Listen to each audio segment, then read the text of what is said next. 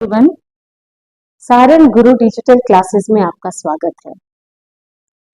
बच्चों, पिछली क्लास में हमने इकोनॉमिक्स का फर्स्ट चैप्टर पढ़ा था, जिसमें टॉपिक जो डिस्कस किया था वो हमने किया था आर्थिक नियोजन।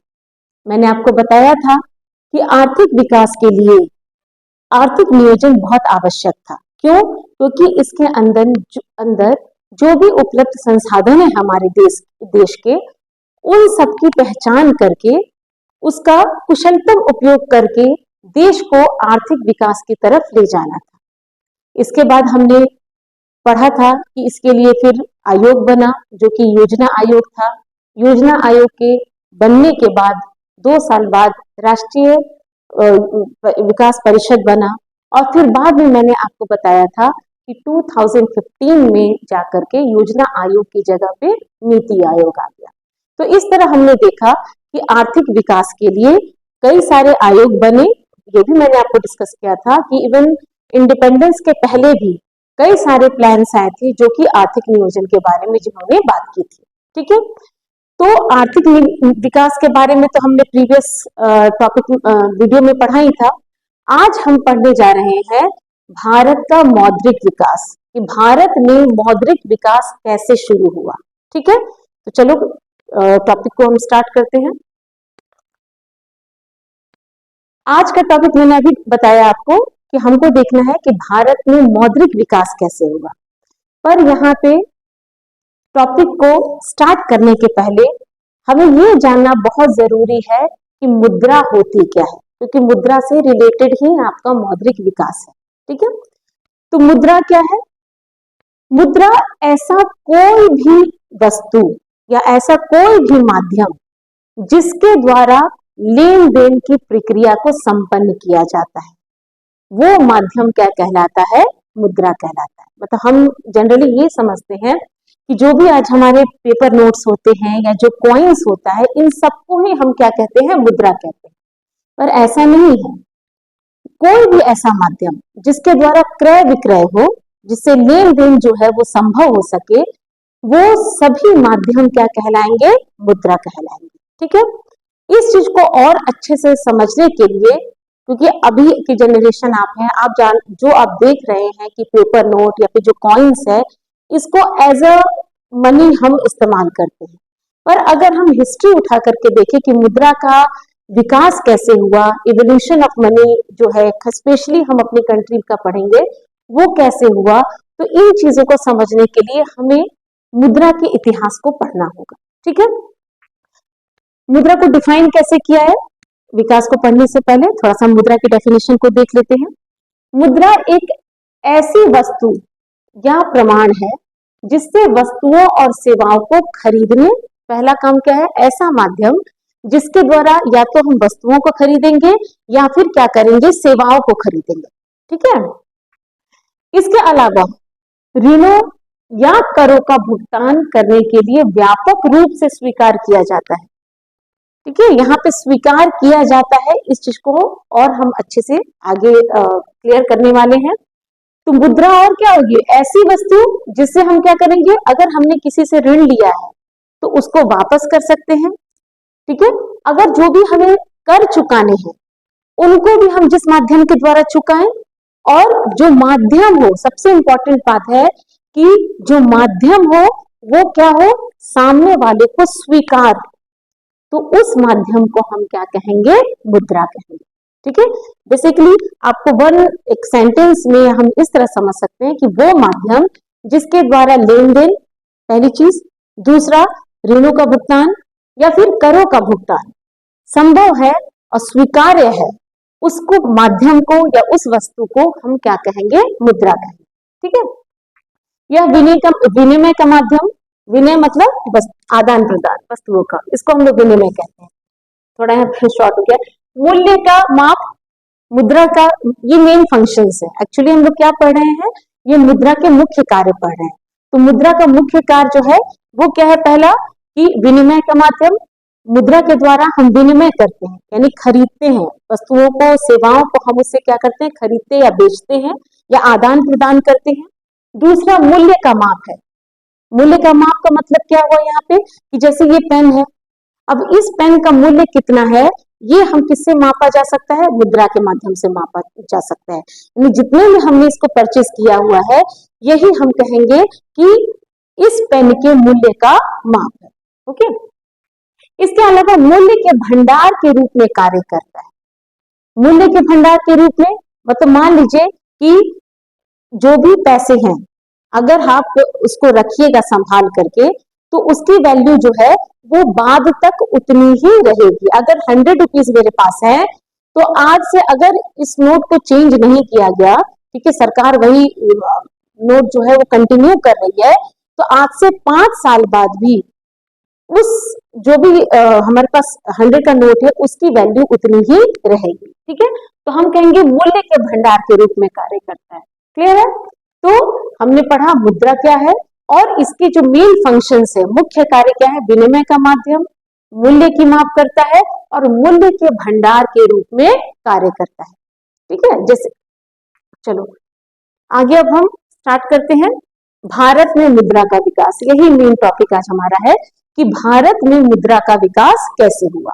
ठीक है, लेकिन इससे पहले हम ये जानते हैं बच्चों, आप लोग भी जानते ही होंगे कि जो अगर हम बात करते हैं उस काल की जहां पर लोग जंगलों में रहते थे, उस समय उनकी आवश्यकताएं जो थी वो काफी सीमित हुआ करती थी। जो भी मूलभूत आवश्यकताएं थी उनकी पूर्ति वो क्या करता था, नेचर से कर लेता था, प्रकृति से कर लेता था। जैसे भोजन के लिए वो प्रकृति पे निर्भर हुआ करता था, रहने के लिए गुफाओं में रह लेता था। तो इट मीन्स क्या था कि जो उसकी नीड्स थी, जो उसकी आवश्यकताएं थी वो कैसी होती थी, काफी सीमित होती थी, जिसको वो आसानी से क्या करता था, प्रकृति से पूरा कर लेता था।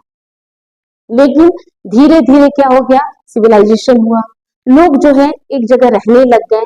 ठीक है, अब एक जगह रहने लग गए तो उनकी आवश्यकताएं भी बढ़ने लग गई। अब इन आवश्यकताओं की पूर्ति वो स्वयं नहीं कर सकते थे, इसके लिए जरूरी था कि वो लोगों से क्या है, आदान प्रदान करें वस्तुओं का। ठीक है, तो फिर धीरे धीरे क्या हो गया कि मुद्रा की आवश्यकता महसूस हुई। ओके, तो सबसे पहले अगर हम बात करते हैं मुद्रा के विकास की तो ये कोई छोटी प्रक्रिया नहीं है ना, क्योंकि शुरू से लोगों की आवश्यकताएं हैं और उन आवश्यकताओं को पूरा करना है और इन आवश्यकताओं को पूरा करने के लिए माध्यम की आवश्यकता भी थी।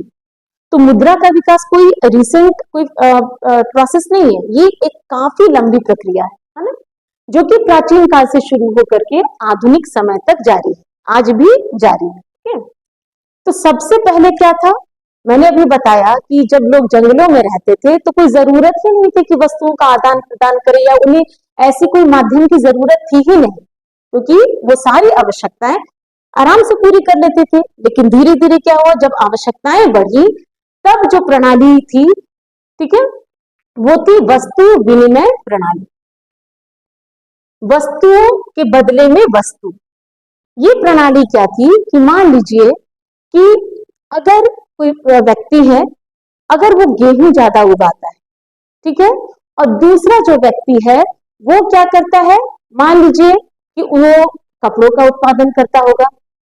अब गेहूं जो व्यक्ति उगाता है उसे कपड़े की आवश्यकता है, और जो कपड़ा उगा रहा है उसे किसकी आवश्यकता है, गेहूं की आवश्यकता है। तो ये लोग क्या करते थे, आपस में वस्तुओं को ही आदान प्रदान कर लेते थे। यानी जिसको कपड़े की जरूरत है, गेहूं जो प्रोड्यूस कर रहा है उसको कपड़ा दे दिया जाएगा, और जो गेहूं प्रोड्यूस कर रहा है तो कपड़े वाले को गेहूं की जरूरत है तो वो उसको गेहूं दे देता था।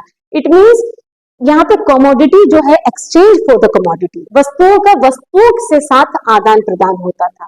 तो इसी प्रणाली को क्या नाम दिया गया, वस्तु विनिमय प्रणाली, और इंग्लिश में इस सिस्टम को कहते हैं बार्टर सिस्टम। ठीक है, एक बार देखते हैं क्या है यहाँ पे। जैसे कि मैंने फिगर से आपको बताने की कोशिश की है कि यहाँ पे इस व्यक्ति के पास क्या है, फ्रूट्स का बकेट है, ओके, और यहाँ पे इस व्यक्ति के पास क्या है, मुर्गी है। अब इसको, इसके पास ये ज्यादा है, इसके पास ये है। अब दोनों को, इसको जरूरत है कि ये मुर्गी चाहिए इसको, और इसको क्या चाहिए, ये फल चाहिए।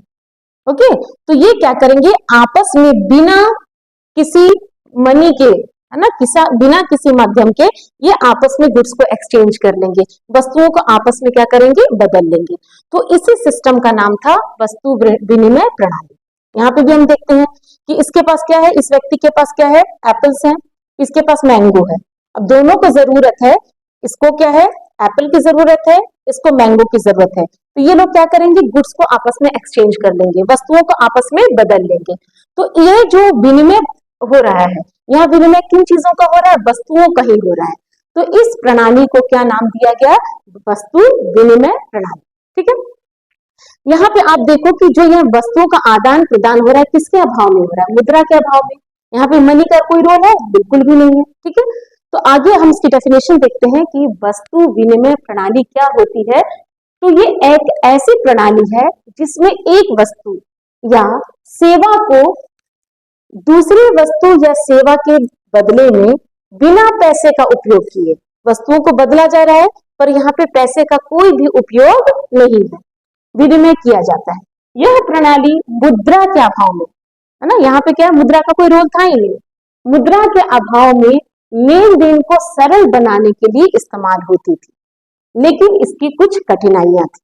अब क्या आप देखो कि आज क्या है, हमारे यहाँ पे बार्टर सिस्टम है, वस्तु विनिमय प्रणाली है नहीं, ये क्या है, अब समाप्त हो चुकी है।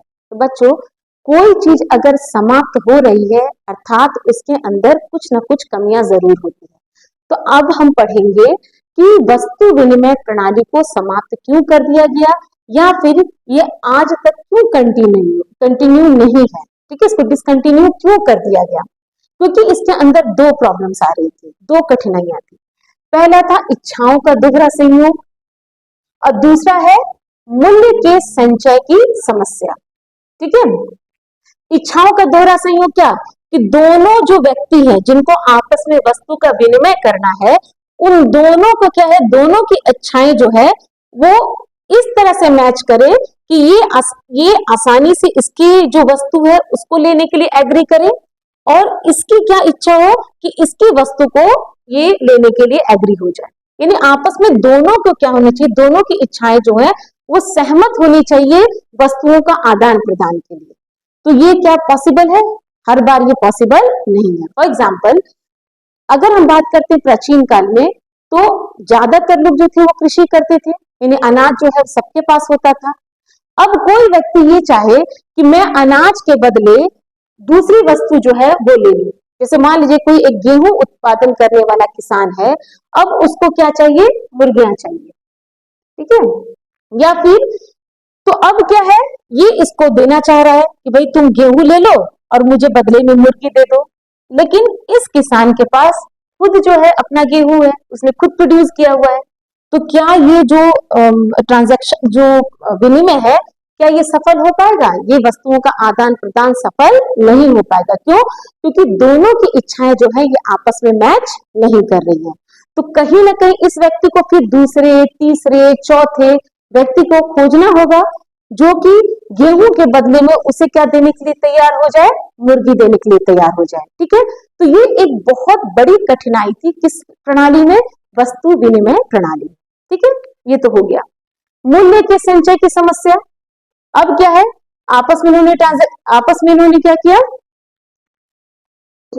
एक्सचेंज कर तो लिया गुड्स को, लेकिन बताओ कि क्या इसका जो मूल्य है इसको संचय करके रखा जा सकता है, मुर्गी को आप बहुत दिन तक रख सकते हैं। जैसे मैंने अभी बताया आपको कि अगर हम 500 रुपए का नोट रखे तो 2 साल बाद भी वो 500 रुपए का नोट रहेगा, यानी मूल्य का संचय रहेगा। जो मूल्य आज है, दो साल बाद भी वो मूल्य वही रहेगा। पर क्या इस फल के मूल्य को क्या हम संचय करके रख सकते हैं, बिल्कुल नहीं। वो कुछ ही दिन बाद वो खरीदा हमने 100 रुपए का, और 1 वीक बाद जो है उसकी वैल्यू जो है, मूल्य का संचय हो ही नहीं सकता, क्योंकि वो सड़ जाएंगे। इसी तरह मुर्गी है, हमने खरीदा जितने भी मूल्य का, माना कि 200 रुपीज का खरीदा, और अगर हम बात करते हैं 2 महीने बाद, 3 महीने बाद, या फिर कुछ दिनों बाद, क्या उस मुर्गी की वैल्यू उतनी ही रहेगी, नहीं, यानी कि उसका मूल्य संचय नहीं हो सकता है। तो ये एक बहुत बड़ी समस्या थी वस्तु विनिमय प्रणाली में, जिसके अंदर हम वस्तुओं के मूल्य को संचय नहीं कर पा रहे थे। ठीक है, तो इस वजह से वस्तु विनिमय प्रणाली को समाप्त कर दिया गया, या फिर ये जो है आजकल हम लोग जो है इस्तेमाल में नहीं।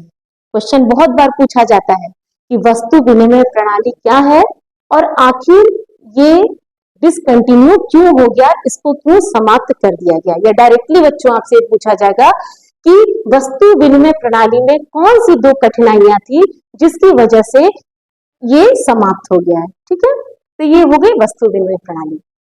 पर यहाँ पे एक चीज आपको ध्यान देने की है बच्चों, इसके अंदर आपने क्या देखा कि ये प्राचीन काल की बात हो रही है। उस समय क्या है, आवश्यकताएं सीमित थी, लाइक सबको केवल भोजन चाहिए होता था या फिर ये कुछ पशु चाहिए होते थे, तो आसानी से ये जो एक्सचेंज जो है वस्तुओं का ये आपस में हो भी जाता था।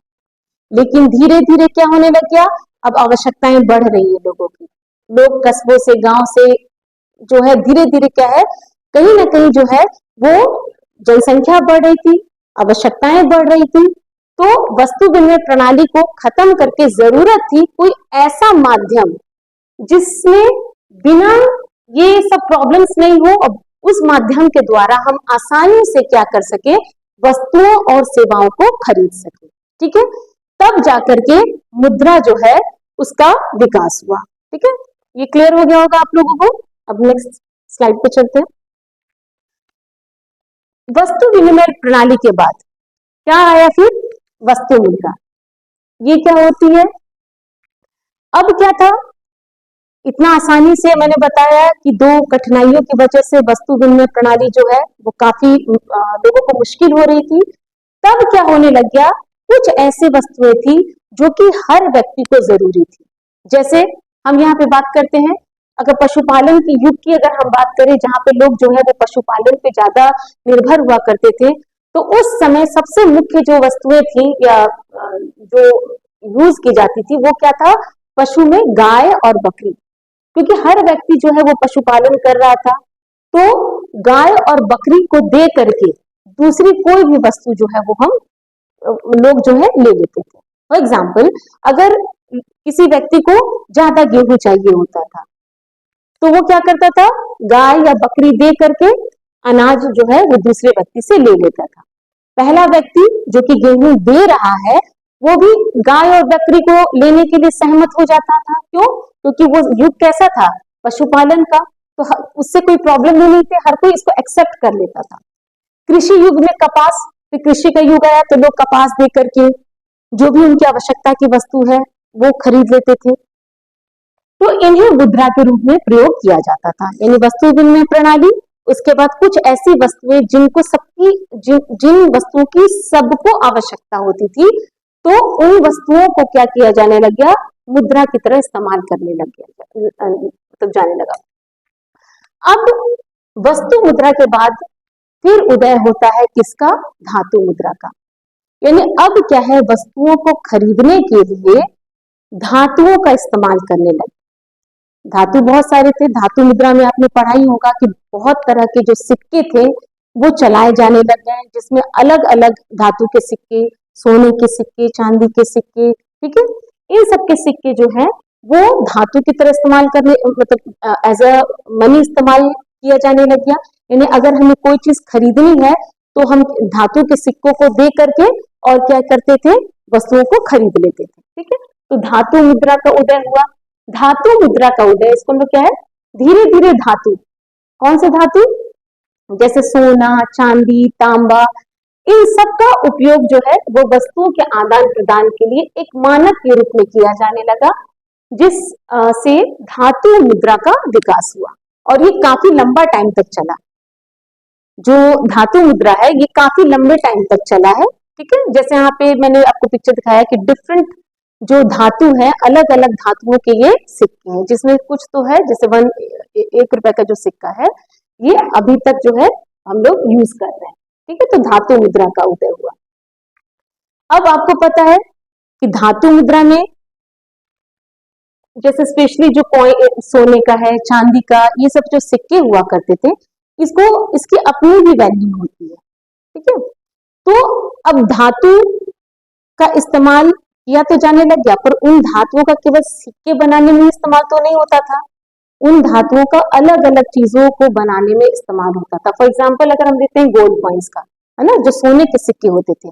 सोना जो धातु है उसका इस्तेमाल केवल अगर सिक्के बनाने में होता तो उससे ज्वेलरी या बहुत सारी चीजें जो है वो तो नहीं बन पाती। यानी धातु एक और उसके जो इस्तेमाल जो यूज जो है वो कई सारी चीजों में किया जाता था।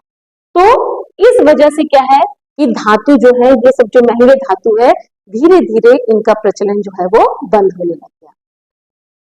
अभी लेटेस्ट जो अभी हमारे जो कॉइन्स वगैरह होते हैं वो काफी इंफीरियर मेटल्स के होते हैं। एक और प्रॉब्लम आई, आपने देखा होगा कि एल्यूमिनियम का भी चला था, है ना। सिक्के जो है बहुत बहुत पहले जब हम लोग बहुत छोटे हुआ करते थे तो क्या होता था कि एल्यूमिनियम का सिक्का चलता था, ठीक है, 20 पैसे का इस तरह करके, लेकिन उसको भी डिसकंटिन्यू कर दिया गया। कारण ये था कि इनको क्या करते थे, गला करके लोग दूसरे काम में इस्तेमाल करने लग जाते थे।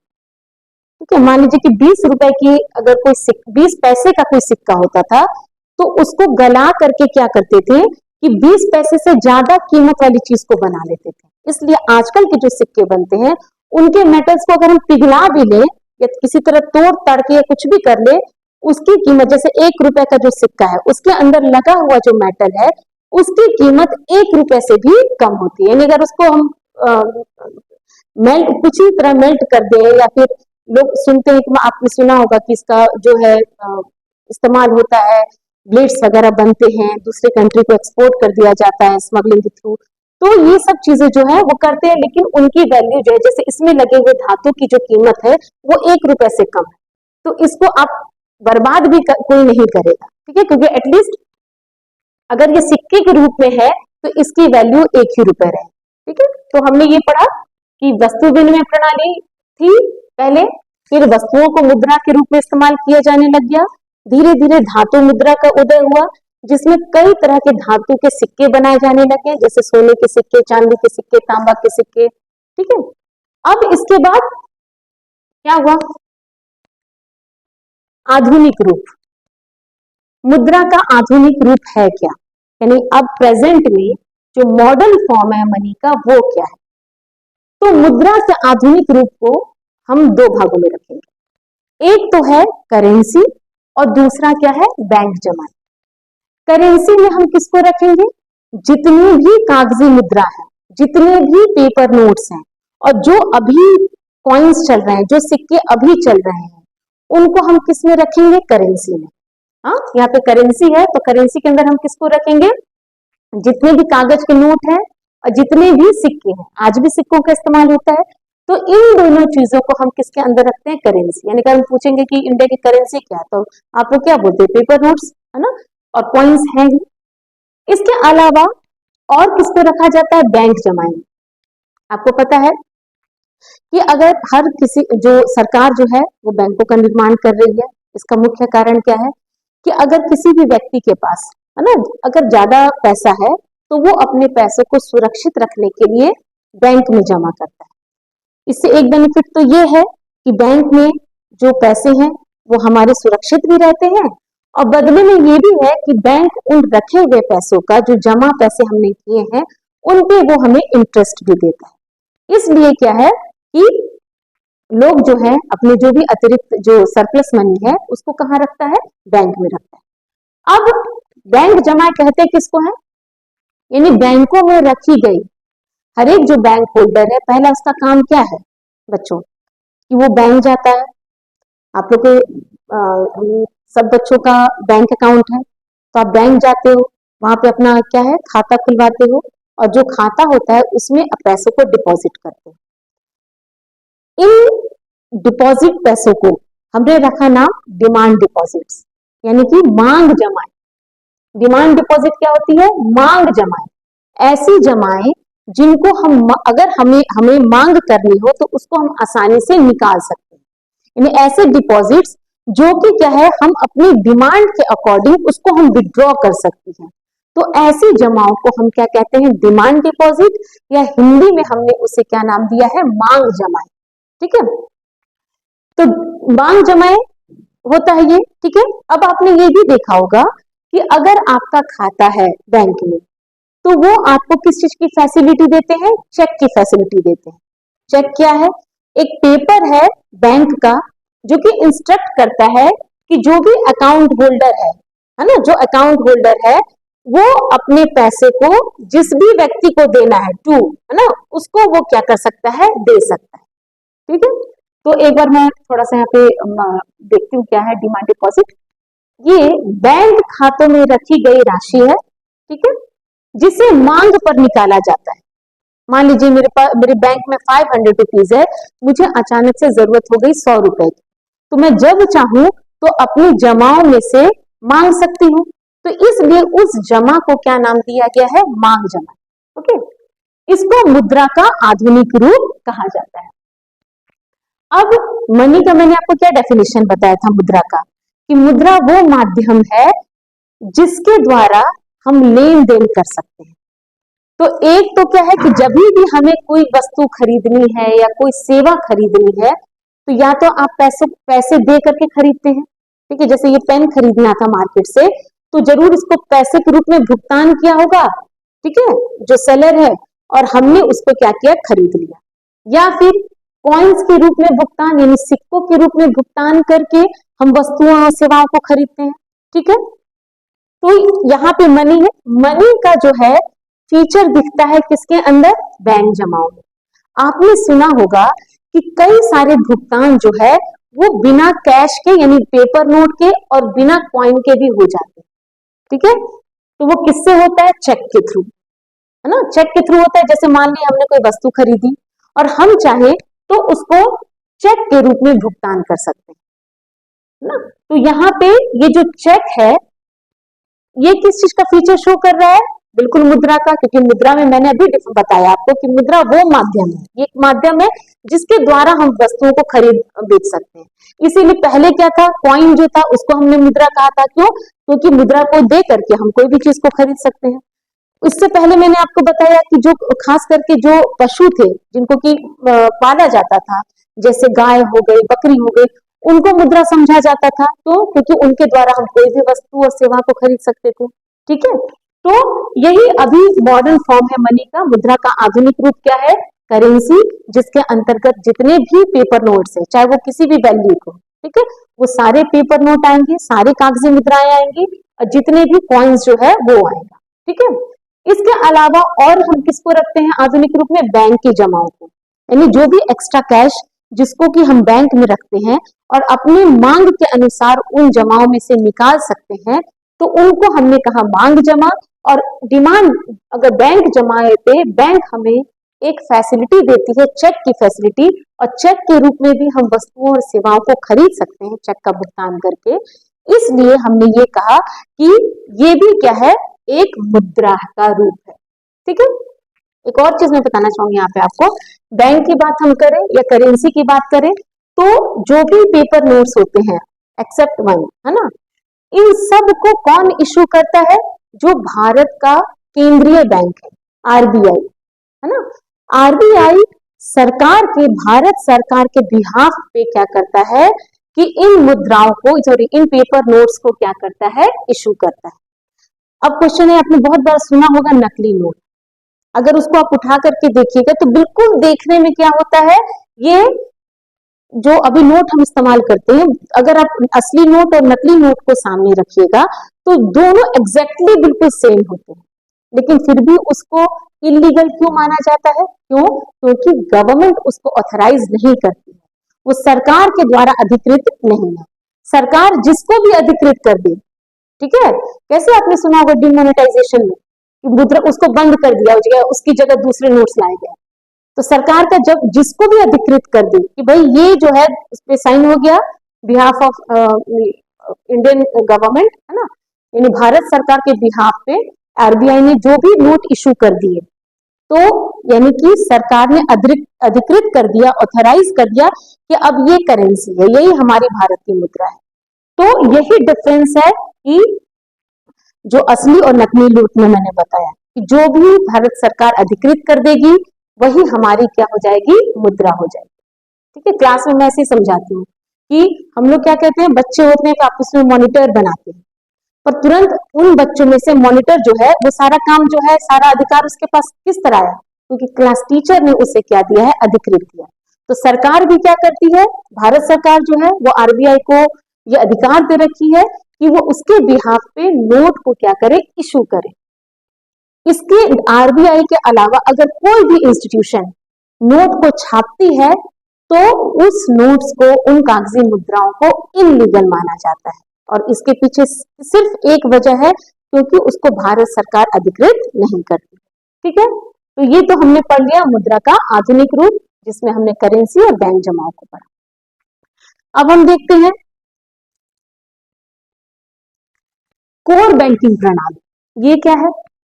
आज से लगभग आप 30-35 साल पीछे जाइएगा तो उस समय बैंकों का जो काम करने का तरीका था वो काफी पुराने तरीके का था। यानी सारी चीजें जो होती थी वो मैनुअल हुआ करती थी, बड़े बड़े रजिस्टर होते थे जिसके अंदर खाताधारी का नाम होता था, कितना खाता में पैसा है, कितनी बार वो निकलवाने आए, बहुत ज्यादा कॉम्प्लिकेटेड काम होता था। ठीक है, लेकिन जैसे जैसे टेक्नोलॉजी हमारी डेवलप हुई तो बहुत सारे सॉफ्टवेयर्स भी डेवलप हुए। तो बैंकिंग एक सॉफ्टवेयर है जिसके थ्रू क्या हो रहा है, आज बैंक का सारा फंक्शन हो रहा है। तो इसी को हम लोग क्या कहते हैं, कोर बैंकिंग प्रणाली, है ना। कोर बैंकिंग प्रणाली क्या है? एक ऐसा सॉफ्टवेयर सिस्टम है ना। सारा काम आप देखते हो, अगर आप बैंक जाते हो बच्चे, अगर आप बैंक विजिट करते होंगे तो आप ये देखते हो कि सारा काम जो है वो कंप्यूटर पे हो रहा है। चाहे वो हमारा ट्रांजैक्शन जो है उसको अगर फीड करते हैं तो कंप्यूटर पे ही करते हैं। ठीक है, सारी सिस्टम जो है वो सॉफ्टवेयर के थ्रू सारा काम करते हैं, जिसके इस्तेमाल इन सॉफ्टवेयर सिस्टम को क्या करते हैं बैंक।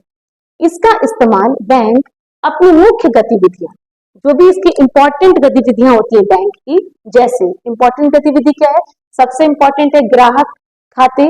जो भी ग्राहक का खाता है उसमें कितने पैसे जमा हुए, कितने पैसे निकले, इसका पूरा विवरण किसके किसके माध्यम से पॉसिबल हो जाता है, सॉफ्टवेयर सिस्टम के माध्यम से। लेन देन क्या हो रहा है ना। ऋण प्रबंधन, अगर ऋण जो है, लोन को कैसे, कितना लोन दिया गया, कितने रेट ऑफ इंटरेस्ट पे दिया गया, कितनी इंस्टॉलमेंट में उसको वापस करना है, ये सारा जो काम है वो एक सॉफ्टवेयर के माध्यम से होता है, जिसे हम क्या कहते हैं, कोर बैंकिंग प्रणाली। कोर बैंकिंग प्रणाली की वजह से ही आप एटीएम से पैसे निकाल पाते हो, आप ऑनलाइन पैसे भेज पाते हो। ऑनलाइन कोर बैंकिंग प्रणाली की वजह से ही जो बैंक है वो अपनी अलग अलग शाखाओं से क्या होता है, कनेक्ट करता है। ठीक है, तो ये सब किसकी वजह से पॉसिबल हुआ है, एक सॉफ्टवेयर सिस्टम, जो इसी को ही हम लोग क्या कहते हैं, कोर बैंकिंग कहते हैं। तो ये क्या करती है, बैंक की सभी शाखाओं को एक साथ जोड़ती है। आप पैसे जमा करते हो, तुरंत आपका देखिएगा बहुत सारा नेफ्ट, आरटीजीएस, बहुत सारी चीजें होती है, तुरंत आपने पैसे जमा किए और तुरंत वो दूसरे बैंक में चला जाता है। कैसे पॉसिबल है? आपने किसी को ऑनलाइन ट्रांजैक्शन किया, आप यहाँ पे बैठ के कीजिएगा, तुरंत उसके खाते में चला जाता है। ये सब किसकी वजह से पॉसिबल हुआ? ये सब पॉसिबल हुआ है कोर बैंकिंग प्रणाली की वजह से। ठीक है, जिससे ग्राहक किसी भी शाखा में अपना खाता संचालित करते हैं। तो टेक्नोलॉजी की वजह से आज जो है कोर बैंकिंग प्रणाली आई, और जिससे क्या है कि बैंकिंग व्यवस्था जो है ये बहुत सुधर गया। अब कम समय में ज्यादा से ज्यादा जो है काम वो पॉसिबल हो पा रहा है। ठीक है, तो ये तो बात किया हमने कोर बैंकिंग प्रणाली की। अब मुद्रा का और नया रूप आया है, क्योंकि हम तो एवोल्यूशन पढ़ रहे हैं ना, कैसे वस्तु विनिमय प्रणाली से वस्तु मुद्रा आया, धातु मुद्रा आई, पेपर नोट्स एंड कॉइन्स आए, बैंक जमाए हैं, फिर उसके बाद कोर बैंकिंग प्रणाली इसके अंदर आया। इसी से रिलेटेड है आपका मुद्रा का जो सबसे अभी आधुनिकतम रूप है वो क्या है, प्लास्टिक मनी। अभी पेपर नोट्स की बात की थी, लेकिन अब जो है मनी का एक नया रूप है, और वो रूप क्या है, प्लास्टिक मनी। प्लास्टिक मनी क्या है, एक्चुअली आपका एक प्लास्टिक के कार्ड्स होते हैं। देखिए मैं यहाँ पे आपको देखेंगे, प्लास्टिक के कार्ड्स होते हैं, सबके घर में होंगे। ठीक है, ये प्लास्टिक के कार्ड्स होते हैं और यहाँ पे चिप लगा होता है ना, जिसकी वजह से ही सारा कुछ पॉसिबल है।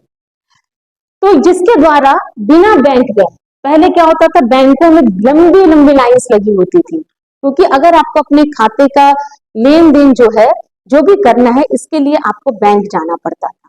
बट आज क्या है, प्लास्टिक मनी की वजह से, प्लास्टिक कार्ड्स की वजह से बिना बैंक गए हम क्या कर सकते हैं, बैंक नोट का या बिना सेवाओं का मतलब बिना बैंक गए हम क्या कर सकते हैं, पैसों को निकाल सकते हैं, ठीक है, शॉपिंग कर सकते हैं। यानी कई सारी सेवाएं जो है वो हमें प्लास्टिक मनी देता है। प्रकार क्या क्या है तो बहुत सारे स्मार्ट कार्ड है, प्रीपेड कार्ड है, तो इसको आप लोग को नहीं पढ़ना है। बेसिकली जो मेन जो कार्ड्स होते हैं वो दो हैं। एक है मतलब मनी, प्लास्टिक मनी के प्रकारों की अगर हम बात करें तो प्लास्टिक मनी में कई प्रकार के कार्ड होते हैं, जैसे debit card, credit card, prepaid card, smart card, ATM card. तो बहुत सारे कार्ड्स होते हैं प्लास्टिक मनी के अंतर्गत, लेकिन हम लोग बेसिकली यहाँ पे दो कार्ड्स की बात करेंगे और वो कार्ड से आपका क्रेडिट कार्ड और डेबिट कार्ड, ठीक है। इससे पहले एक छोटा सा एक कार्ड मैं बताती हूँ। यहाँ पे मैंने देखिए आपको 3 कार्ड्स लिखे हुए हैं, डेबिट कार्ड, क्रेडिट कार्ड, जो कि वाइडली यूज होता है, ज्यादातर इस्तेमाल होता है।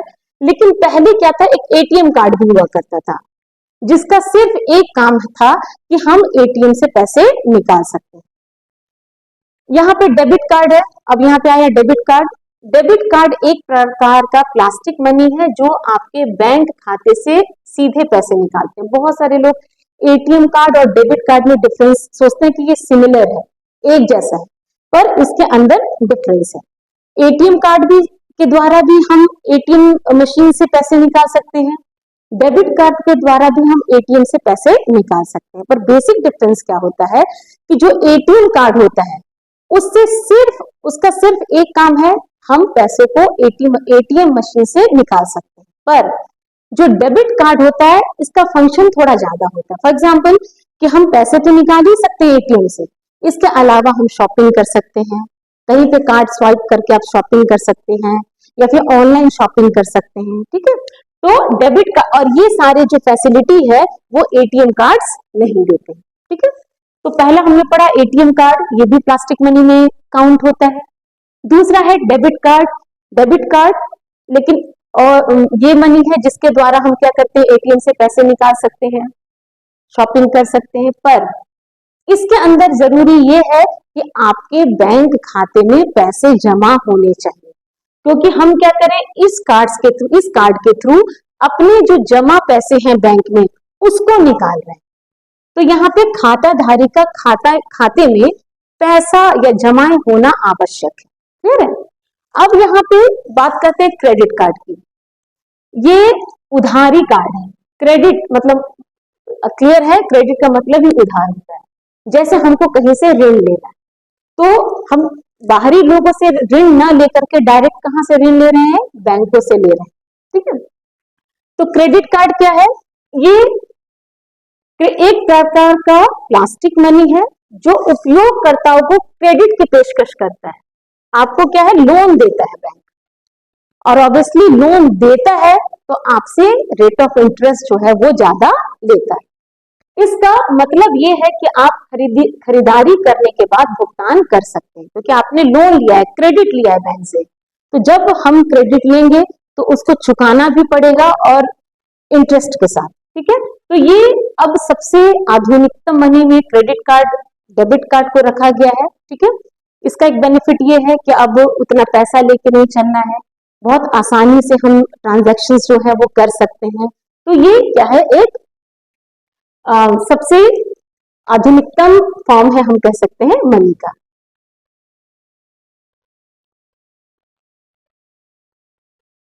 इसमें एटीएम बताया ही है मैंने आपको कि ये कार्ड्स जो है कहाँ यूज होंगे, ये एटीएम में होगा।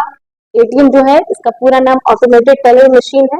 इलेक्ट्रॉनिक बैंकिंग डिवाइस है ये, जो कि ग्राहक को बैंक टेलर या प्रतिनिधि की आवश्यकता के बिना बैंक जाने की जरूरत नहीं है, जितनी हमारी आवश्यकता है हम एटीएम से क्या कर सकते हैं, निकाल सकते हैं। इसके अलावा और बहुत सारी फैसिलिटी हमें देता है, जैसे अगर आपको बैलेंस पता करना है कि कितना शेष बैलेंस है आपके बैंक में, वो पता हो सकता है, ठीक है। बिल भुगतान, ये सारे फंक्शंस जो है ये एटीएम हमें देता है। यहाँ पे थोड़ा बहुत मैंने तरीका बताया है, सॉरी ये तो उल्टा, यहाँ पे पहले हम प्रेस करेंगे, पहले कार्ड डालते हैं, उल्टा हो गया, कार्ड डालते हैं इसके अंदर, यहाँ पे है कार्ड डालना है हमें, फिर जो भी आपने पिन सेट किया है उसको पिन सेट करेंगे, पैसे निकालेंगे और उसकी रिसिप्ट ले लेंगे। तो इस तरह ऑटोमेटेड टेलर मशीन फंक्शन करता है। एक बार लास्ट में हम रिवाइज कर लेते हैं मुद्रा के विकास को। पहले मैंने आपको बताया कि पहले वस्तु विनिमय प्रणाली थी, जिसको हम सीसी इकोनॉमी भी कहते हैं, commodity exchange for the commodity, ठीक है। उसके बाद वस्तुओं को मुद्रा के रूप में इस्तेमाल किया जाने लग गया। उसके बाद सिक्के आए, यानी धातु मुद्रा आई। उसके बाद आधुनिक मुद्रा, जिसके अंदर मैंने बताया कागजी मुद्रा और सिक्के, ठीक है, और बैंक जमाए, ये जो थी वो आधुनिक मुद्रा। अब आया प्लास्टिक मनी, जिसके अंदर एटीएम कार्ड, डेबिट कार्ड और क्रेडिट कार्ड। एक इंपॉर्टेंट लास्ट जो है, जो अभी प्लास्टिक मनी से भी अब आने वाले समय में इंपॉर्टेंट हो जाएगा, वो है डिजिटल मुद्रा।